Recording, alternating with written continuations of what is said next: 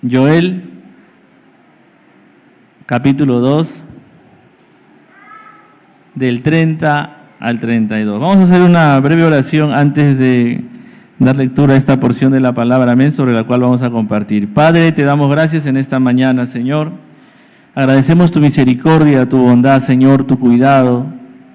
Sabemos, Señor, que tú estás en control de todo, Señor, y por ti, Señor, estamos aquí, por la obra de tu Espíritu, Señor, porque a ti te ha placido convocarnos, Señor, y traernos, Señor, a adorarte, a alabarte, Señor, a humillarnos delante de ti. También ahora, Señor, a escuchar tu bendita y santa palabra, Señor. Ayúdanos, Señor, ayúdanos a que nada nos distraiga. Ayúdanos, Señor, a hacer buenas tierras, Señor, donde tu palabra produzca fruto. Y ayúdanos, Señor, a proclamar tus verdades, Señor, que podamos aprender y recibir el día de hoy. Guárdanos de todo mal, de toda distracción, de todo ataque del maligno. Te lo pedimos en el nombre de Jesús. Amén. Joel 2, del 30 al 32, dice así la palabra del Señor. Y daré prodigios en el cielo y en la tierra, sangre y fuego y columnas de humo. El sol se convertirá en tinieblas y la luna en sangre, antes que venga el día grande y espantoso de Jehová. Y todo aquel que invocar el nombre de Jehová será salvo, porque en el monte de Sión y en Jerusalén habrá salvación, como ha dicho Jehová, y entre el remanente al cual él habrá llamado. Pueden tomar asientos, amén.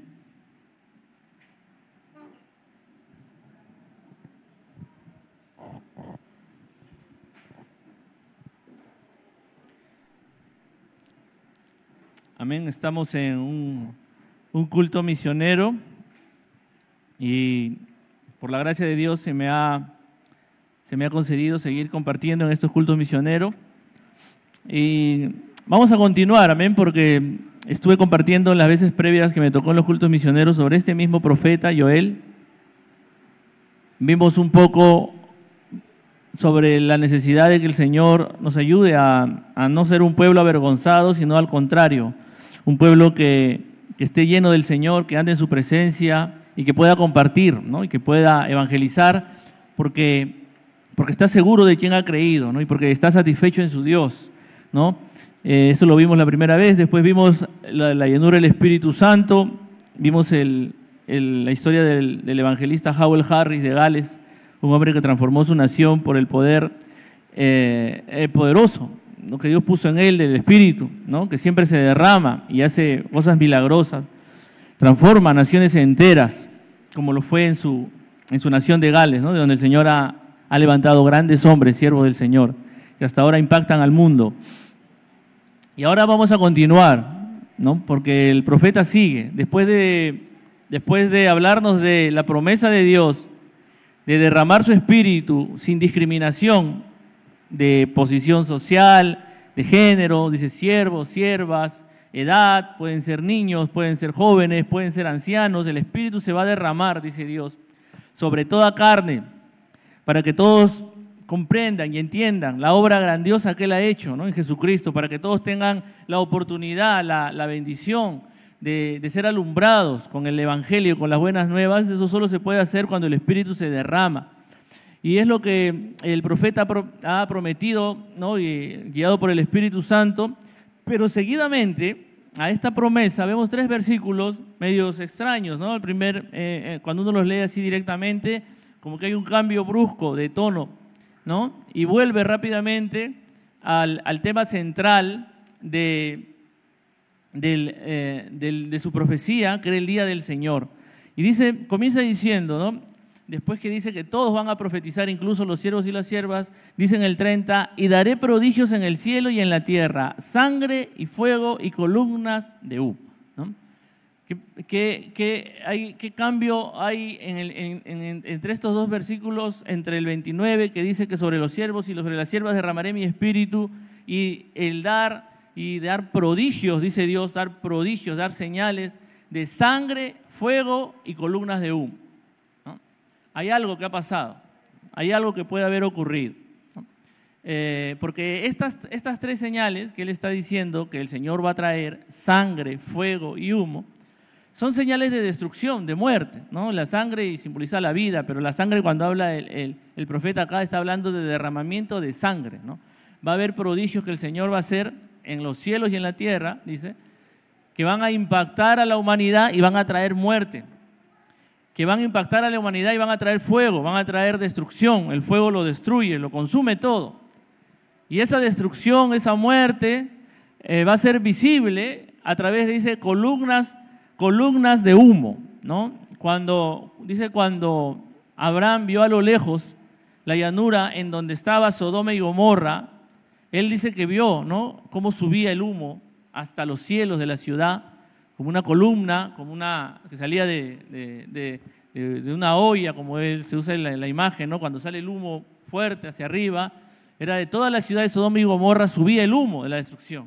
Si ustedes, los que conocen la palabra del Señor, también saben que en muchas historias de la conquista del pueblo de Israel, el pueblo de Israel a veces usaba la estrategia de hacer creer a los pueblos que estaban queriendo conquistar, que ellos estaban retirando, que estaban huyendo, y había una emboscada, ¿no? Y en el caso de la ciudad de Hai, por ejemplo, pasó esto, o Ai, como lo queramos pronunciar. Ellos habían derrotado al pueblo de Israel 2 veces previas y pensaron que esta tercera vez también lo iban a derrotar. Salieron a perseguir al pueblo de Israel. El pueblo de Israel había dejado una emboscada, y cuando el pueblo de Israel ve que ya se habían alejado lo suficiente de la ciudad, los guerreros más valientes de este pueblo, da la señal Josué, ¿no? Y los que estaban en las emboscadas salieron, tomaron la ciudad, la incendiaron y comenzó a subir el humo, ¿no? Y entonces dice que los guerreros de esta ciudad, cuando se dieron cuenta y voltearon atrás y vieron su ciudad, de donde habían salido, seguros de que iban a derrotar otra vez al pueblo de Israel, cuando la vieron en llamas y cuando vieron el humo que subía de la destrucción, se llenaron de miedo y sabían que ya estaban derrotados. El pueblo de Israel da la vuelta y los que estaban en la ciudad salen, y los que venían supuestamente perseguidos dan la vuelta y los destruyen en el camino, no dejan a nadie con vida. Estas señales son señales, símbolos de juicio, de destrucción. ¿Por qué Dios, después de prometer el derramamiento del Espíritu Santo sobre toda carne, nos habla ahora de sangre, fuego y humo? Es decir, columnas de humo, de destrucción completa. No eran destrucciones totales de pueblos, o sea, no era un incendio común, no, era un pueblo que estaba siendo arrasado y destruido, ¿no? Es porque, hermanos, siempre Dios es bueno y misericordioso, Dios es justo, ¿no? Dios siempre va a advertir, es más, Dios siempre va a darle oportunidad al hombre y a la mujer que se arrepienta, y le va a mostrar a través del poder de su Espíritu Santo lo que Él puede hacer. Pero el hombre, la mujer que no cree, que prefiere vivir como los de Sodoma y Gomorra, en la llanura, en la comodidad del mundo, en sus placeres, no escucha la voz de Dios. Al contrario, ¿no? Odian la luz, odian el Evangelio, ¿no? Cuando nuestro Señor Jesús enseñaba sobre los tiempos finales, ¿no? Él va a usar esta base profética y va a explicarles a sus discípulos qué es lo que va a pasar en los últimos tiempos. Los discípulos se quedaron muy, sorprendidos y asustados, porque dice que Jesús estaba andando cerca al templo y un discípulo le dice: mira, Señor, qué hermoso es este templo, qué hermosas son sus piedras con las que lo han construido, ¿no? Y Jesús les dice: de este templo no va a quedar ni una piedra en pie. Entonces se asustan, y dice que en privado le preguntan los discípulos más cercanos de Jesús: Señor, dinos, ¿qué va a pasar? ¿Cómo va a ser eso de que no va a haber piedra que quede de este templo? Y Él les comienza a hablar y les comienza a explicar tomando esta enseñanza. Pero de ahí nos hace entender también por qué viene esta destrucción, por qué viene esta sangre, este fuego y este humo. Él les va a decir, no tenemos mucho tiempo, el tiempo es corto para estos mensajes, pero los que pueden estudien Mateo 24, Marcos 13, Lucas 21, no me equivoco, ahí está. Pero Jesús lo que les va a decir: miren, los últimos tiempos, cuando venga esta destrucción tan fuerte, se van a caracterizar por algo.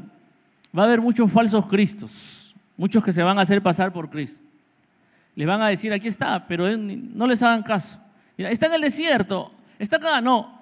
Así no va a ser, no les hagan caso. Va a haber mucha mentira, mucha falsa enseñanza. ¿No? Porque el hombre, en vez de someterse a Dios, a pesar de que Dios ha derramado su espíritu, quiere hacer su propia voluntad y se inventa a Cristos a su medida. Y otra señal va a ser que los van a perseguir.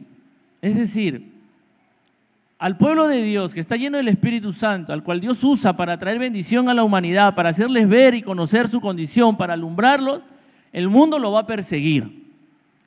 Los van a perseguir, ¿no?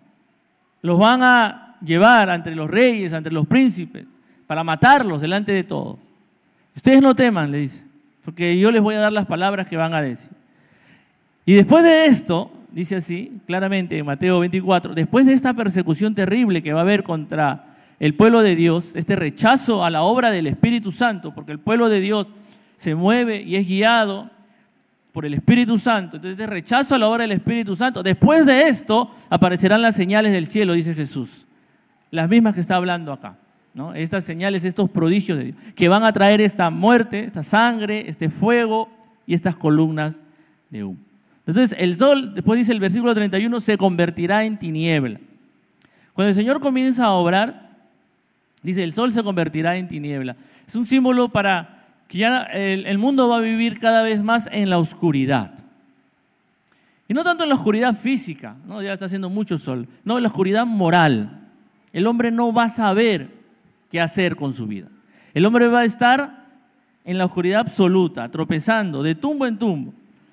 Dice, el sol se convertirá en tinieblas y la luna en sangre. Las dos grandes lumbreras que Dios creó para que el hombre pueda vivir en esta tierra, el sol para el día y la luna para la noche. Ya no habrá lumbrera del sol porque la maldad del hombre traerá la oscuridad sobre esta tierra y ya no habrá la lumbrera nocturna, que es la luz de la luna, sino que será roja de sangre. ¿Por qué? Porque en las noches lo que la gente va a sentir al dormir, no va a poder dormir, va a sentir la angustia, la ansiedad, el temor, el miedo de qué pasará, ¿no? Ahora, hace poco ha habido un temblor. Hace poco, yo estaba caminando, viniendo temprano a comer al salón y me agarró en la calle, ¿no? Y, o sea, estaba caminando hacia el proyecto y pude escuchar a algunos vecinos, ¿no? Y salir corriendo y ver a algunos que salían corriendo y ver muchas caras de miedo, de preocupación. Porque esa es la condición de un hombre y de una mujer que le ha dado la espalda a Dios y que sabe que un día va a haber juicio de Dios sobre él. Estos prodigios de Dios, estos prodigios de sangre, fuego y humo, son el justo juicio de Dios para una humanidad que ha rechazado la obra del Espíritu Santo. Para una humanidad que se niega a someterse al señorío de Jesucristo. Para una humanidad que quiere seguir viviendo a su manera. Por eso es que el sol se va a oscurecer. Ya no habrá más. O sea, la poca gracia común que queda en la humanidad y que permite que podamos tener una sociedad que nos deje vivir en cierta paz, en cierta armonía como seres humanos, cada vez se va a ir quitando más. Y la persecución contra los que amen lo justo, lo recto, aumentará. Por eso será tiempos en el que el sol estará convertido en tinieblas y la luna en sangre. Y aquí dice el tiempo, ¿no? Antes que venga el día grande y espantoso de Jehová. Esto aún no será el día grande y espantoso de Jehová. Él será lo previo. Los prodigios será lo previo.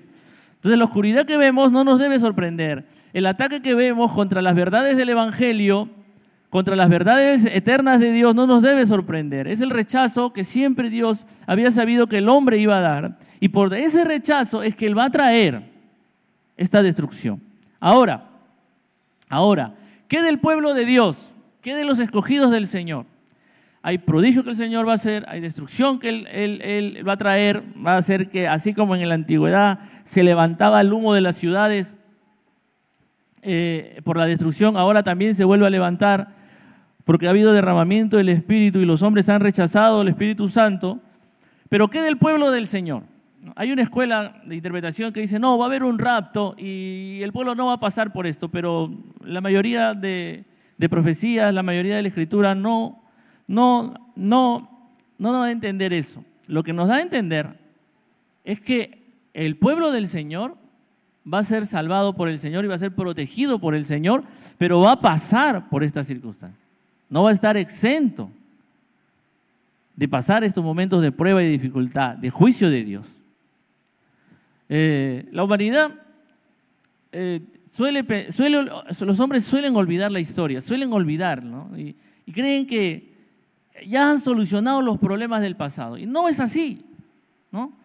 Cuando acabó la Segunda Guerra Mundial, que fue catastrófica principalmente para Europa y también en Asia, en Japón, esos países donde hubo mucha muerte, la humanidad dijo, qué desgracia, ¿cómo es posible que haya sucedido esto? Vamos a solucionar este problema, vamos a crear las Naciones Unidas.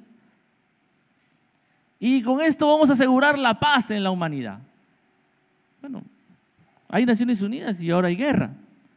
Hay Naciones Unidas y hay una amenaza de guerra hasta nuclear. Lo que antes se pensaba impensable, ya no, jamás, nadie va a usar esa bomba. Es una realidad posible. Creo que antes de ayer, que Irán ya cumplió su palabra, que había amenazado que iba a atacar a Israel y ya comenzaba a atacar a Israel. Y el problema no es tanto Irán, creo, el problema es la respuesta de Israel. Muchos dicen, tienen más miedo de esa respuesta, de la venganza, que puede hacer que otros países se sumen y se desate una guerra, pero una guerra más fuerte aún de la que está habiendo en Ucrania. Entonces, el juicio de Dios es inminente, sea que para que Él venga en su día final, o sea porque Dios quiere que este tiempo de la humanidad entienda y comprenda que darle la espalda a la obra de Dios, darle la espalda al derramamiento del Espíritu, darle la espalda a los principios de Dios, trae juicio y destrucción, siempre termina en destrucción y en juicio. Para quienes lo rechazan, se acerca eso. ¿Y qué va a pasar entonces con el pueblo de Dios? El Señor nos va a sacar de estas circunstancias y nos va a proteger. No, acá los peruanos, nadie sabe ni quién es Perú, no nos va a pasar nada a nosotros no nos metemos con nadie. No, hermanos, a todos nos va a afectar. Si hay una guerra de ese tipo, a todos nos va a afectar. Y vamos a sentir el sufrimiento. Pero, ¿qué hacemos entonces? ¿Qué pasa con los hijos del Señor? La respuesta está en el versículo 32, un versículo muy usado, muy conocido, en el que el profeta nos va a resumir el Evangelio, nos va a resumir las buenas nuevas de salvación, nos va a decir qué es lo que un hombre o una mujer tiene que hacer para que en ese día del juicio, en ese día de la destrucción, esté protegido, esté cubierto, escape. Como Jesús le decía, cuando se acerque el juicio a sus discípulos, corran, huyan. Porque el Señor Jesús, cuando les enseñaba a sus discípulos, les enseñaba en dos sentidos. Les enseñaba en el juicio que iba a venir a Jerusalén en el año 70, que fue terrible, y les enseñaba en el sentido del juicio final, ¿no? Hay doble mensaje ahí en las profecías de Jesús. No, tampoco tenemos tiempo de desarrollarlo, pero Jesús les decía, miren, cuando ustedes vean que en Jerusalén hay problemas y se cumplen las señales que yo les estoy diciendo, no regresen. Huyan al campo, váyanse a lo más lejos posible. No regresen ni a su casa a recoger sus cosas. Salven y corran por su vida. Está en la palabra del Señor. Escapen, huyan, corran. Llega el día de la ira, llega el día del juicio.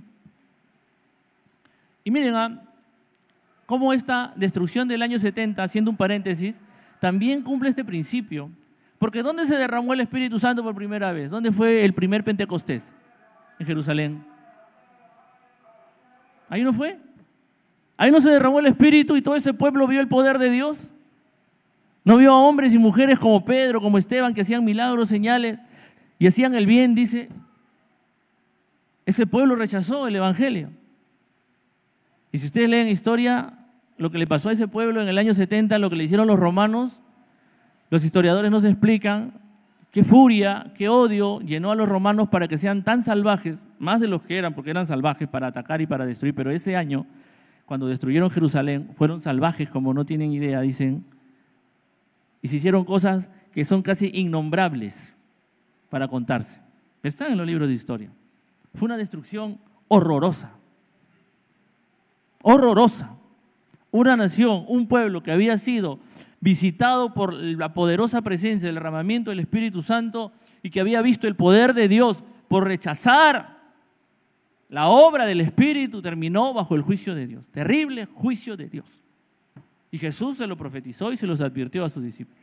Cuando vean eso, ustedes huyan y corran. Ahora, ¿qué pasa ahora? ¿Qué pasa para nosotros? ¿Qué pasa para este tiempo? ¿Qué pasa? ¿Cómo aplicamos este principio en nuestras vidas? ¿Qué dice este versículo 32? ¿Cuál es la solución? ¿Cuál es la salvación del creyente? ¿Dónde está su refugio? ¿Dónde está su protección? ¿Qué lo va a salvar? Dice el versículo 32, y todo aquel que invocare el nombre de Jehová será salvo. ¿Cuál es nuestra salvación? Invocar el nombre del Señor. ¿Cómo puedo conseguir salvación? Si veo que el juicio se acerca, si veo que el humo se levanta, si veo que comienza la destrucción, yo tengo que invocar el nombre del Señor. Porque por mí yo no me voy a poder salvar. Yo tengo que invocar el nombre del Señor. Ahora, ¿qué significa invocar? En el original es esa palabra invocar, es llamar también, es llamar. Tiene que ver con, el hebreo se escribía al principio en figuritas, digamos, que simbolizaban cosas, ¿no? Y cuando estaba leyendo sobre el significado del hebreo antiguo de esta palabra, tenía que ver con la puesta del sol en la tarde y con un hombre en la puesta del sol. Dice, eso significaba que los hombres judíos y los hombres del pueblo hebreo siempre en las tardes se convocaban y se reunían para discutir los temas del pueblo, de lo que había que juzgar, de las discusiones que había entre vecinos. Entonces, cuando hablaba la palabra convocar, para ellos era, en la tarde nos vamos a juntar como pueblo para tomar una decisión, los ancianos van a juzgar algo. ¿No? Era el llamado, era convocar o decir, yo tengo un problema con mi vecino, entonces yo voy y convoco. ¿No? Que haya aquí un juez que nos diga qué es lo que hay que hacer en esta situación o quién tiene la razón, si hay un pleito. Entonces, la palabra convocar implica llamar a alguien para tener una reunión, para tener una asamblea, para estar en comunión, ¿no? Porque muchos creen que, si viene un problema y si estoy en el carro y veo que el carro se va a chocar, ya, Señor, ayúdame. Y ahí voy a ser salvo, como si fuera un amuleto, como si fuera una palabra mágica. Muchos creen que invocar al Señor es como decir un abracadabra. Mágicamente ya me salvé porque invoqué el nombre del Señor. Cuidado, cuidado, cuidado, porque llamar al Señor, llamarlo a tener comunión contigo, llamarlo a que venga a tu vida y te ayude y te dé la salida y te dé la escapatoria, implica conocer su nombre, implica conocer quién es Dios. Mucha gente lo que invoca no es a Dios, porque no conocen a Dios, no saben quién es Dios. Invocan una idea que tienen en su cabeza de Dios. Eso es lo triste con muchos, que no conocen a Dios, no saben quién es Dios. Viven en pecado, viven en adulterio, viven en robo, en deshonestidad, y creen que pueden invocar al Dios Santo para que lo salve en una situación de peligro. ¿Tú sabes lo que significa invocar a un Dios santo a alguien que está en pecado? Alguien que no se ha arrepentido de verdad, que ama su pecado, que ama las tinieblas. No. Invocar el nombre del Señor no es pronunciar, Señor, sálvame nomás, sin saber quién es Dios, sin conocer su santidad, su gloria, sin saber que Él es todopoderoso, que Él es eterno, que Él siempre ha estado ahí, siempre estará ahí, que Él es el que gobierna este mundo con su poder, que ni una hoja de un árbol se cae si Él no lo decide. Saber que Él es omnipresente.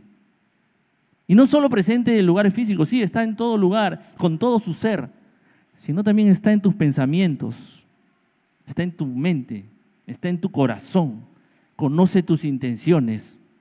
Invocar el nombre del Señor implica conocer al Señor. Invocar realmente el nombre del Señor, en realidad, hermanos, me voy a saltear por el tiempo, implica que primero Dios te ha llamado. que tú has escuchado su voz.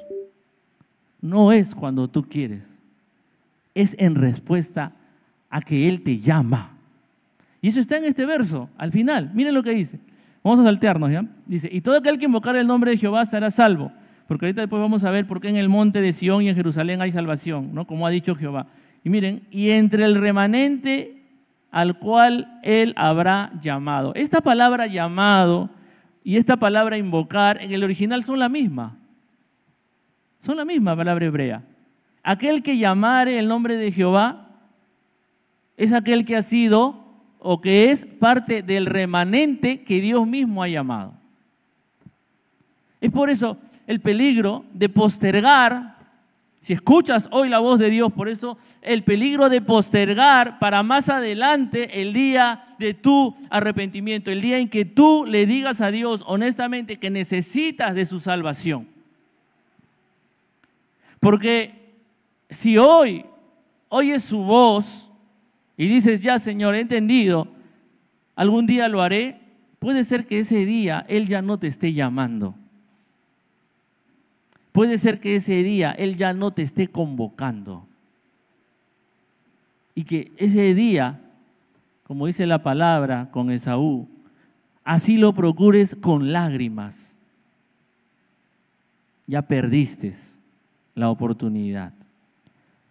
Entonces invocamos y la salvación del creyente está en invocar el nombre del Señor, pero lo invoca porque ha sido llamado por Dios, porque ha oído la voz de Dios. Como dice Cristo, aquellos que están muertos solo salen de la tumba porque oyen la voz de Dios y se levantan de esa tumba. No porque ellos son mejores que los demás o han entendido, son más inteligentes, no, han escuchado a Dios y responden al llamado de Él. Ahora, para avanzar, volvamos a la parte central. Uno invoca el nombre del Señor y el Señor, ¿qué te dice? El Señor te dice, ok, ¿quieres ser salvo de mí mismo, de mi juicio, de mi ira? ¿Qué dice? Sube al monte de Sión, sube, ven, acércate a la Jerusalén celestial. Eso es lo que dice el versículo 32. Todo aquel que invocar el nombre de Jehová será salvo, porque en el monte de Sión y en Jerusalén habrá salvación. Otras traducciones dicen, habrá escapatoria. Ahí está. Ahí está el lugar seguro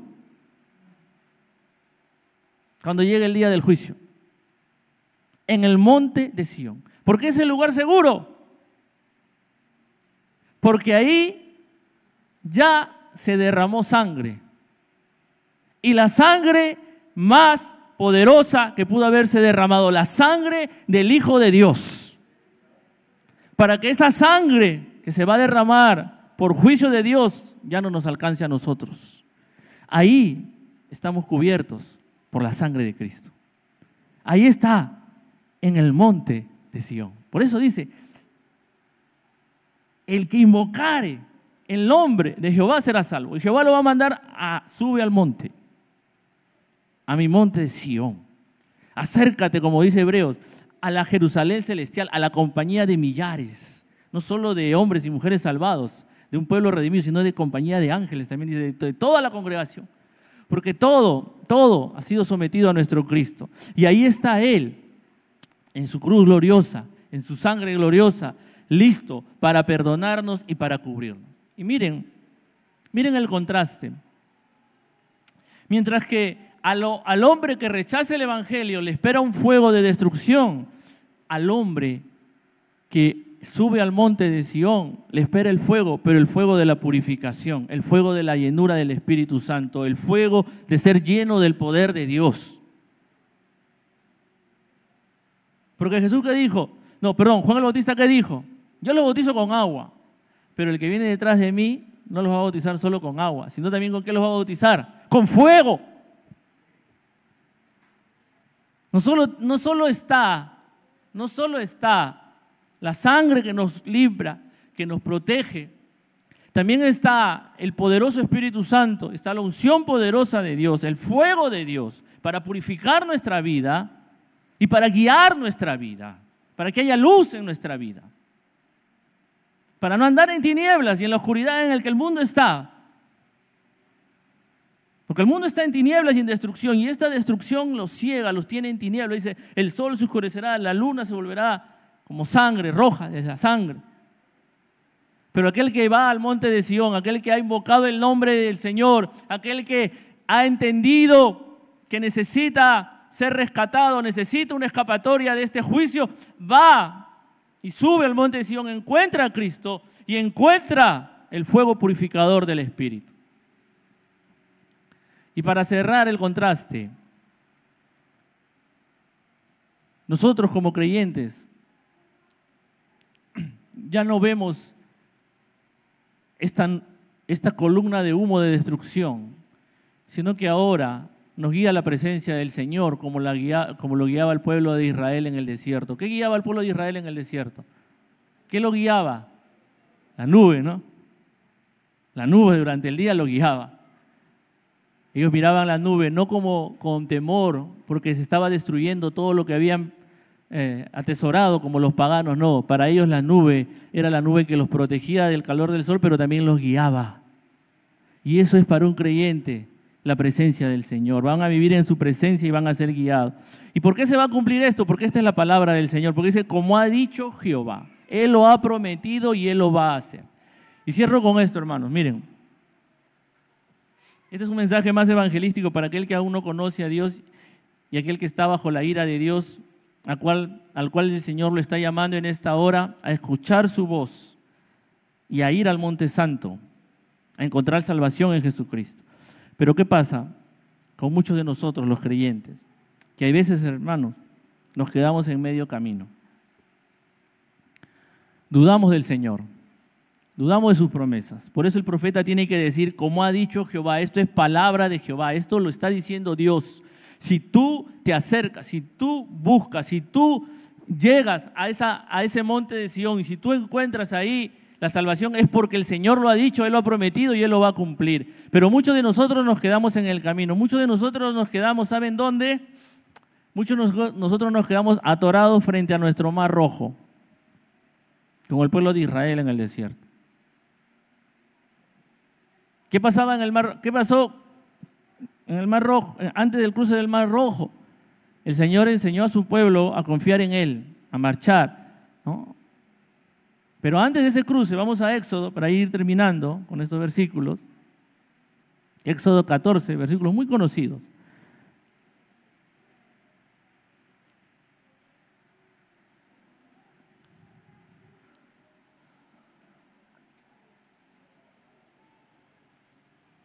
Dice así, Éxodo 14, 13 y 14. Vamos a leer esos dos versículos. Miren lo que dice el Señor. Y Moisés dijo al pueblo, no temáis, estad firmes y ved la salvación que Jehová hará hoy con vosotros. Porque los egipcios que hoy habéis visto, nunca más para siempre los veréis. Jehová peleará por vosotros y vosotros estaréis tranquilos. En la vida del creyente, muchas veces creemos que al convertirnos ya no va a haber problemas, ya no va a haber dificultades, pero no. A veces en nuestro camino al monte de Sión, hermanos, nos encontramos en este cruce y sentimos que estamos atrapados. Y a todos nos ha pasado. Sentimos que esos pecados que habíamos dejado atrás quieren volver. Porque dice que el faraón, cuando vio, dice, y se dieron cuenta en Egipto, dice que el pueblo de Israel no iba a regresar, que ya no iban a ser sus esclavos, y escuchó, dice que estaban ahí dando vueltas en el desierto, estaban atrapados frente al mar, salió, dice, tomó a sus soldados, tomó sus carros, vamos a atrapar a esto. Ahora imagínense, ellos venían llenos de, no solo molestos porque se estaban escapando, sino llenos de odio y de furia porque habían muerto sus primogénitos. O sea, no era que los egipcios venían así, ya vamos a regresar, no, venían a destruir a este pueblo. Y eso pasa en nuestra vida, miren. A veces sentimos que esos pecados que pensamos que ya habíamos dejado atrás quieren volver a nuestra vida. Nos quieren hacer volver, regresar a ese mundo de pecado que era Egipto. Y queremos avanzar en nuestra vida de creyente y no, hay como si hubiera un muro, no avanzo, ni para un lado ni para el otro. Como el pueblo estaba rodeado de montañas por un lado y por el frente el mar.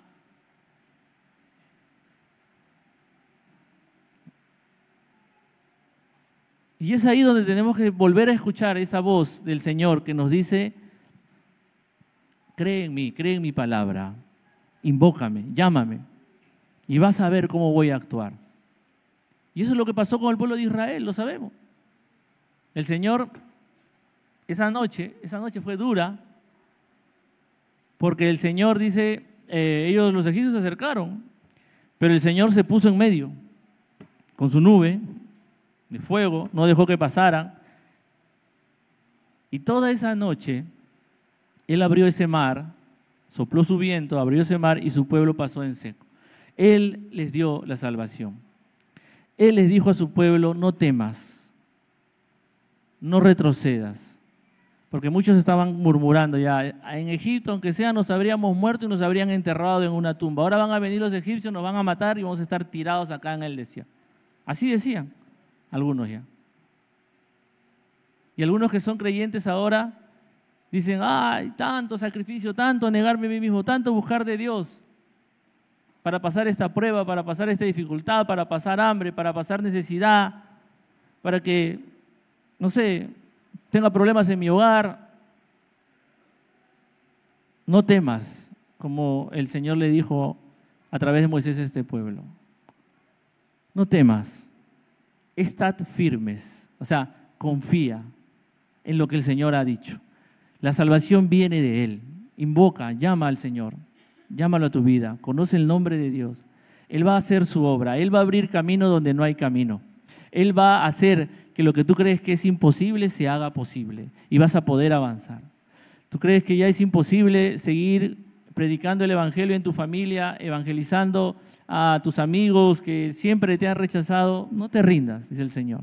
Quédate firme, sé fiel al Señor. La salvación es de Él. Él es el que va a convertir ese corazón duro de tu esposo, de tu esposa, de tu hijo, de tu hija, de tu padre, de tu madre. Él se va a encargar. Por eso dice, Él peleará por vosotros. No te desalientes.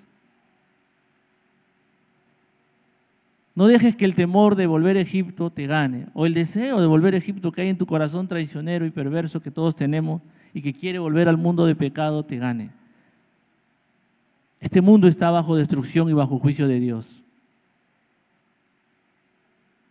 Invoquemos el nombre del Señor. Subamos al monte de Sión. Seamos parte de la Jerusalén celestial, de la congregación de los santos. Porque el Señor así lo ha dicho, porque ahí está la salvación.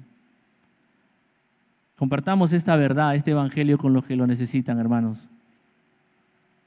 Porque el juicio de Dios, el día del Señor, es un día, como dijo el mismo profeta, espantoso, terrible.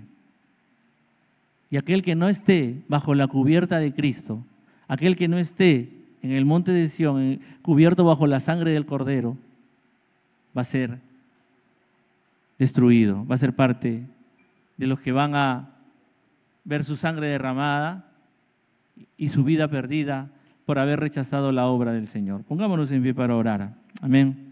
Para que el Señor nos haga recordar este mensaje de su evangelio y nos haga ver que debemos invocar su nombre siempre, que no debemos dejar que nada nos haga dudar de su salvación, nos haga hacer creer que Él nos ha dejado en un desierto tirado. No, Él tiene un monte de Sión para todos nosotros. Padre, te damos gracias en esta hora por tu palabra, por tu promesa, Señor, porque tú lo has dicho, Señor.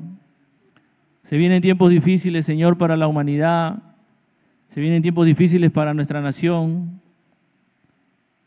pero estamos, Señor, seguros de que tú eres nuestro refugio, de que tú eres nuestro monte de Sión, de que en ti está nuestra cobertura, nuestra protección, que en tu sangre, Señor, en tu sangre derramada está nuestra justificación, Señor. Estamos cubiertos de todo peligro, Señor, y que con el fuego de tu Espíritu, Señor, viviremos en santidad, agradándote a ti, haciendo tu voluntad, Señor, que guiados por tu presencia poderosa, Señor, no andaremos perdidos, Señor, sino que miraremos, Señor, tu palabra, tu verdad, seremos guiados, Señor, a andar siempre en luz, a andar siempre en la verdad.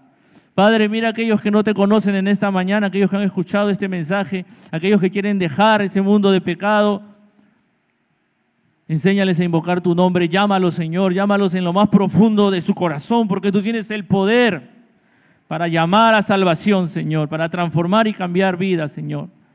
Tu evangelio poderoso, Señor, tiene poder de hacerles ver que este mundo en el que han puesto sus esperanzas, en el cual, Señor, anhelan placeres, deseos, y en el cual han puesto sus sueños, sus metas, sus planes, está condenado a la destrucción, Señor. Que todo lo que hay aquí es pasajero. Que tu reino es eterno, Señor, y allí vamos, Señor, y hacia ahí apuntamos, Señora, a nuestra Jerusalén celestial, a nuestro monte de Sión. Te lo pedimos todo en el nombre de Jesús. Amén y amén. Dios les bendiga, mis amados.